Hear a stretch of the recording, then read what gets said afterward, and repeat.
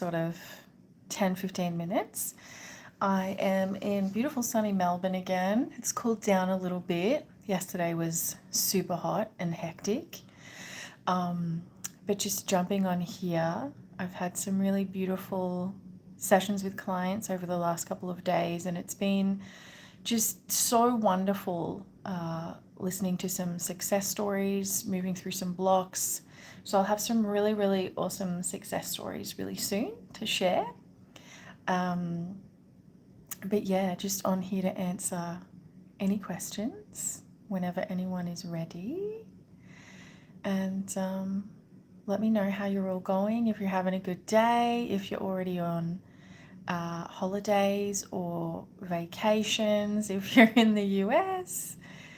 And yeah, so I've been getting a lot of questions about, um, you know, all things to do with manifesting, especially leading up to the holiday season.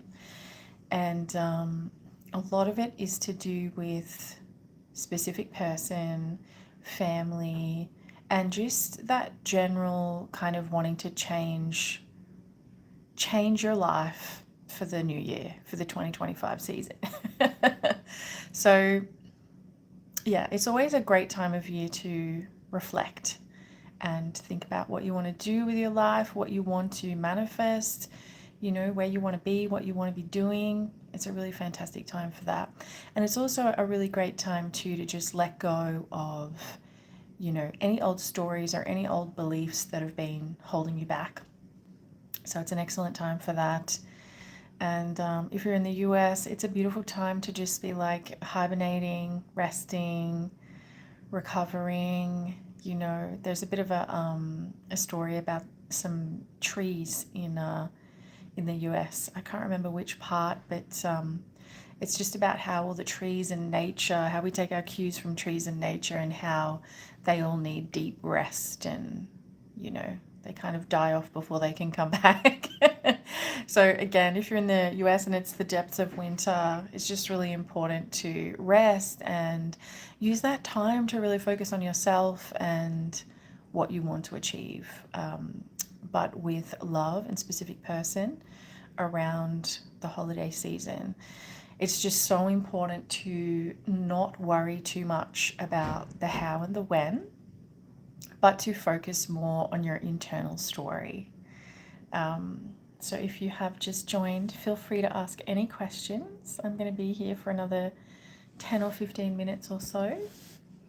And yeah, talking all things manifesting. So with your SP, just go really easy and gentle with yourself, and know that we're creating in the 4D first, and then the 3D always reflects back what's going on, whether we're consciously creating it or unconsciously creating it through our subconscious patterns and programming.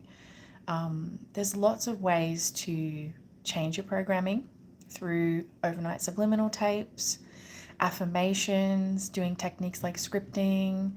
So we're essentially changing the programming that you may have had your entire life up until this point, so that you can sort of start taking more control over who you are and what you want to experience.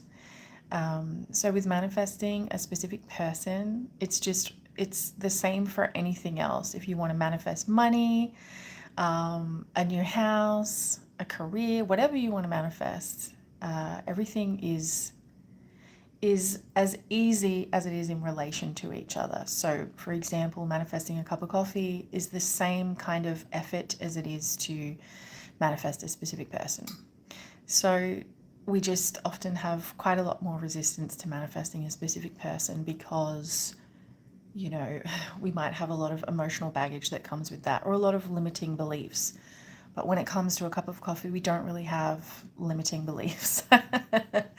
So, it's really all about lowering your resistance to things and just believing that all things are possible, being limitless with your mind, being limitless with the things that you can experience, and just knowing that we experience it internally first, and then it just, you know, it has to be reflected back. So it's no different. Whatever it is that you're trying to manifest, it can be as easy or as difficult as you make it.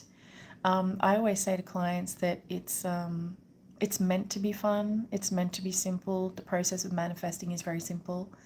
Sometimes it can feel challenging because, again, we have a lot of negative backstories going on behind the scenes in our programming. So we just want to start telling better stories, start, feeling better about ourselves, stepping into the new version of self, start treating ourselves nicer, and start believing that we can have all the things and all the experiences that we want, because, you deserve them. We all deserve them.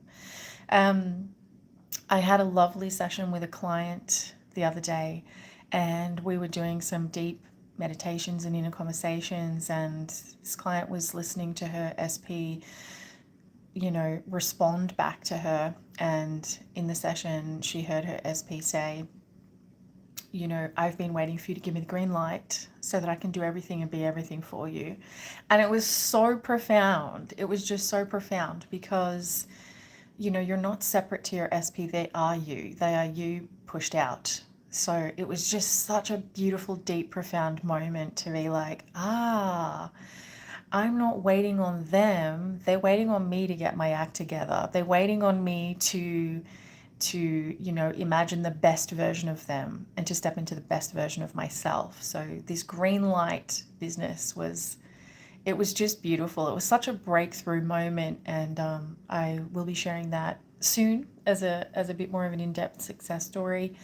But yeah, you're never waiting on your person. They're waiting on you to imagine the best version of them, which is the most important thing. You're imagining the best version of yourself in this loving, committed relationship, and you're also imagining the best version of the other person. So this is how we manifest.